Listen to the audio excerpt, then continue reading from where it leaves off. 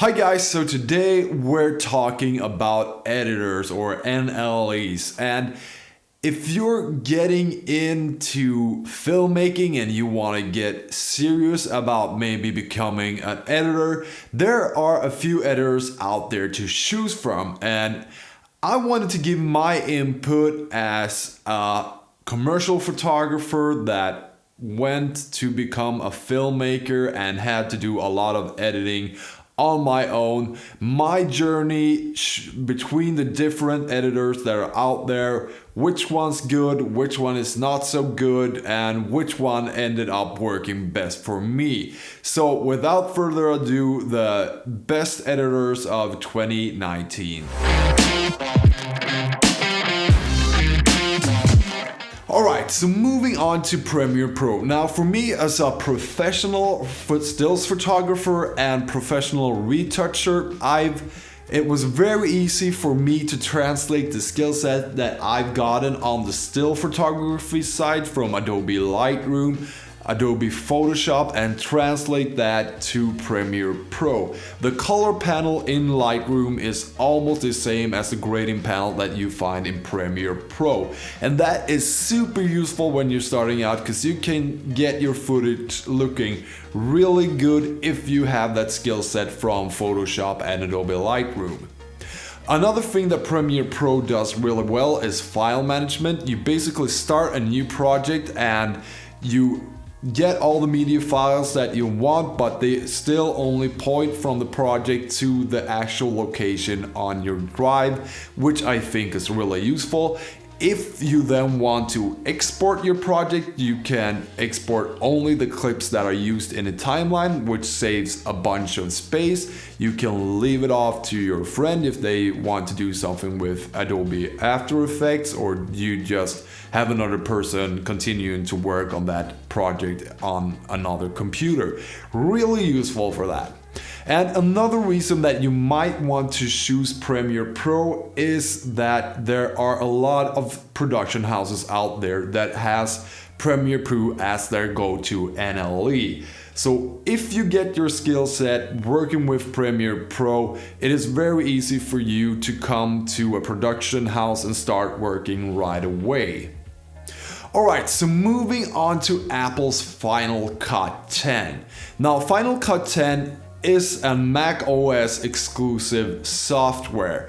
So that alone is a bit limiting since the days where Apple basically had total dominance with the Mac Pros is gone, and there are a lot of production houses out there that use PCs instead of Macs these days. So that alone is something to take into consideration if you're thinking about doing the Final Cut 10 route.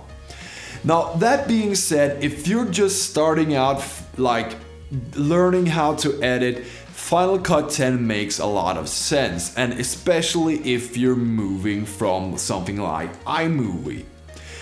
But you should be wary of that. There are some real quirks working with Final Cut 10. Now, mainly being these. The magnetic timeline might seem real useful for beginners, and it is, but for me, coming from Premiere Pro and DaVinci Resolve, the magnetic timeline was really confusing and hard to work with because I'm so used to like moving clips away to take other clips in, moving stuff around really quickly, and not being able to have the timeline being very flexible was very hard for me to like get used to, and it's really weird to have to make placeholders just so that you can expand your timeline. Not really useful for me.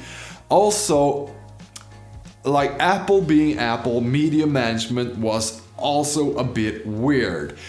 For starters, you basically have libraries in Final Cut, and all the files get imported to the libraries by default. You have to check some boxes to get the libraries to point to the media location instead of importing them to a new library. So I ended up, before I noticed that this was how it worked, ended up with library files well over 2 terabytes. Not really useful.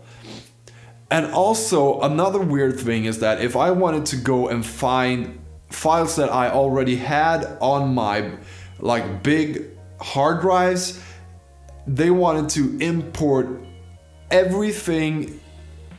I could like not browse around on my hard drives. The program wanted to like bring up thumbnails of every film that I had on there, and that is 25 terabytes worth of film. Not a good way to browse your content.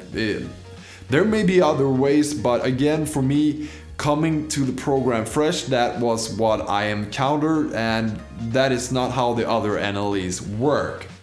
If you are a beginner, Final Cut 10 do make some sense, and if you're on Apple hardware, it does hardware acceleration really good. So if you're cutting something in maybe Premiere Pro or DaVinci Resolve and it's a bit laggy, chances are it will work much better in Final Cut 10. So if you're getting your skill set in Final Cut and then you want to become a full-time editor or a professional editor, chances are that you have to relearn an entire new way of thinking, because most production houses out there either use Premiere Pro or Avid Media Composer for broadcast and feature films. But DaVinci Resolve has also gotten some real traction over the latest years, but Final Cut has been, for most part, on the decline. Alright, so let's talk about the editor that I actually ended up choosing, and that is DaVinci Resolve 15. I spent a good amount of time cutting in Adobe Premiere Pro and then doing my grade in DaVinci Resolve, because when I took the time to learn how the node system works in DaVinci Resolve, and when I was able to like transfer my Photoshop skills to grading in DaVinci Resolve, I could get my footage looking even better, because the tracker feature in Resolve is such a powerful tool to use.